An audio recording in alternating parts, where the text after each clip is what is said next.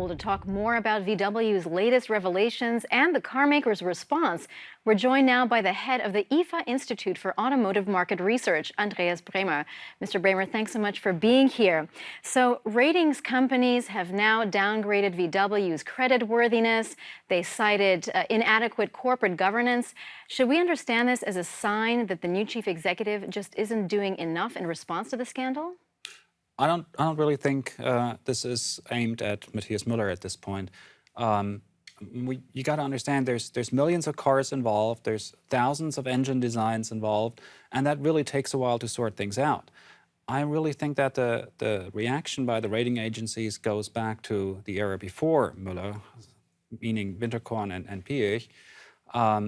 Müller is moving along, but I really think he needs to speed up. Everything needs to speed up at this point, and everything has to be out on the table, and that's really what the rating agencies are waiting for, and what we are waiting for. Well, one of the things that they've done at the start of the week is they kicked off 10 days of talks between higher management and representatives of the Works Council. In their joint statement, they didn't specifically mention layoffs, but can we expect job cuts at VW to be something that's going to be inevitable? Well, job cuts at VW is something that rarely happens because the workers have a very strong representation on their boards. What's more likely to happen is that we'll see delays in investments. Things will be pushed back. It's really difficult. I mean, they already have what, 6.7 billion that they put back, and it's not going to be enough. So nobody really knows what we're talking about, and I just hope we're not going to see a panic reaction, and everybody will keep calm. We'll keep calm, and come to a good decision. But I don't think layoffs is going to be the thing that we'll see. Well, one thing that's going to cost them at least some money is this offer now for U.S. customers of rigged vehicles. They're getting $1,000 worth of coupons and credit. Is this kind of goodwill gesture going to make a difference? And can we expect to see something similar here in Europe? All right, so yeah, we could probably expect to see something like that in Europe as well. But you got to see that we're not talking about $1,000 that are gone, because at least 500 of those dollars are coming back to the dealers.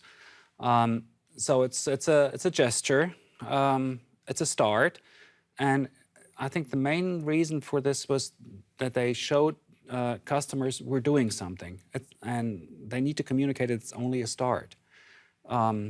We don't know how much worth these cars lose because they have these rigged engines, and we don't know how much it's going to cost to fix them either. So it's in the long run, we're going to see that this is a first step, but I don't know what the second step should be at this point. What are the chances that SEAT and Catalonia is ever going to see these billions in promised investments? Well, I think we're at a crossroad now. Anything could happen. It really depends what kind of strategy or what kind of role is SEAT going to play.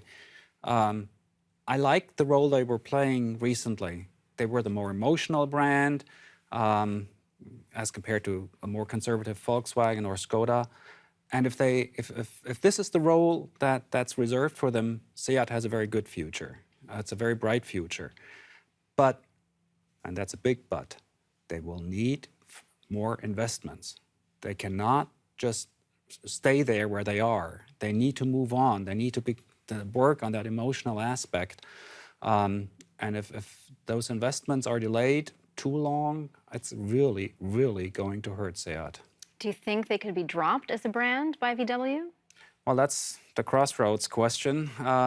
If VW decides that they don't need an emotional brand of that sort in that segment, yes, it's possible, of course. Yeah, unfortunately, which would be bad for SEAT. Andreas Bremer from the IFA Institute, many, many thanks. Sure.